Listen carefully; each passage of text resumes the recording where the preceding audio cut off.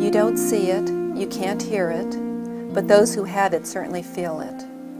Hunger is the unwelcome, ugly reminder that something has gone wrong. A job lost, expensive health problems, eviction from lack of rent or house payments, not enough money to go around.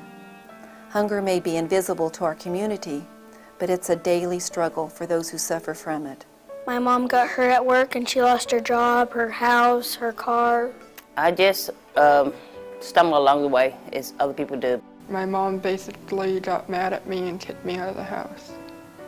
There's hard times in the family and there's nothing to do about it. I guess at my age I didn't think I'd ever get to this point. You know, you'd think when you get married you're going to be married the rest of your life. But yeah, there was a point where I didn't know which way to turn.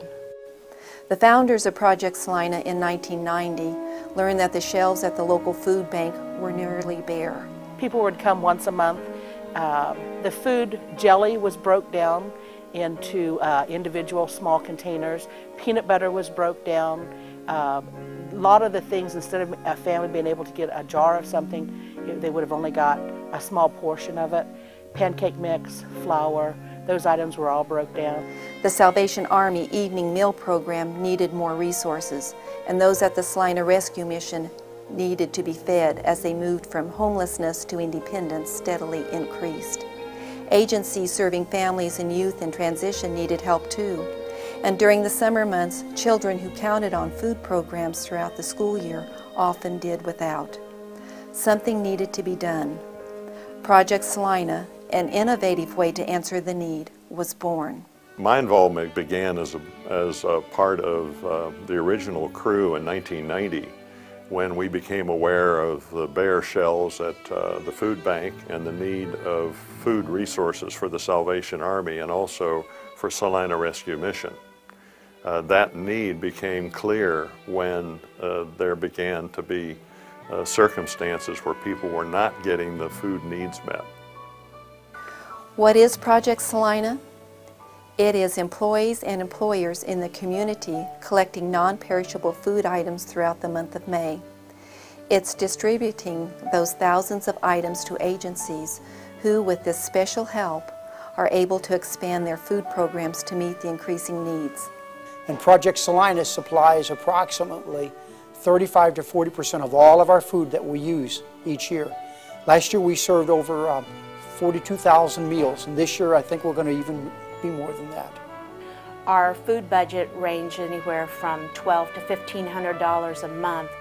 With Project Salina, we dropped that down 30 to 40%. We're just like any other nonprofit agency. We struggle from year to year, and this is a big part of our budget is the food that we get from Project Salina. It's the feeling of being helpful and caring. It is providing food to those who otherwise would do without. It's not unusual for us to have families that come in that maybe haven't eaten for a couple of days. And so the first thing we do when they get here is sit them down at the table and cook them a good meal. This is how it works. The agencies provide Project Salina board members with a food needs list. We have a request list that we provide for Project Salina, so it's specific food items that we need, and that way we get a good balance and we're not overloaded on one type of food, and we look at what's going to carry us through the year. A master list establishes goals for over 30 non-perishable food items.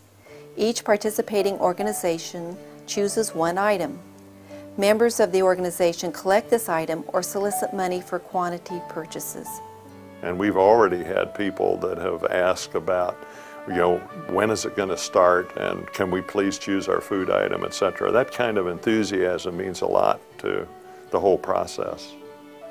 And people have fun. They have a great time, and they have contests that people just have a blast working through.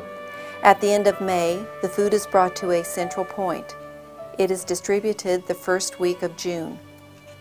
It's pretty impressive when you see it in the warehouse after it's been collected. I mean, I was just pretty shocked when I saw the amount of food. So it's been very helpful. Since 1990, when the project began, the number of agencies served has increased from 3 to 5. The number of Salina businesses involved has grown from 23 the first year to more than 150. The total number of food items collected during its 15-year history has exceeded 2 million.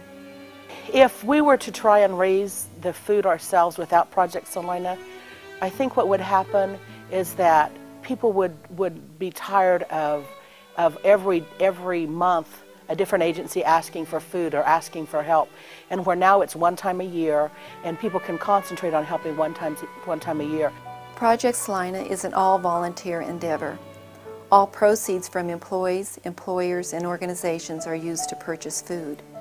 The need grows every year, and thankfully, so does the help. I am not a type that asks for help. My father always told me if you can't do it yourself, then you can't do it, but you don't ask for help. So for a long time, I didn't ask for help. I was trying to do it on my own, and it don't work. You have to ask for help. There's people out there that will help. We invite you to participate in this both sobering and joyous event. You win by sharing with those in need. Your organization wins by joining together in a common endeavor. But the greatest winners of the project are those who receive the food. One particular time, an 18-year-old senior of high school came. Due to no fault of his own, his family said, "You have to leave." He spent several months with us here, and he's told me several times, and now he's 22. He's told me several times if it wasn't for the Salina Rescue Mission, he didn't know where he would be. And and if it wasn't for Project Salina, I don't know where the Salina Rescue Mission would be. Will you join with those whose caring response answers the invisible pain of young and old alike? Will you help us pass on a message of concern and hope? Will you give yourself this gift of sharing?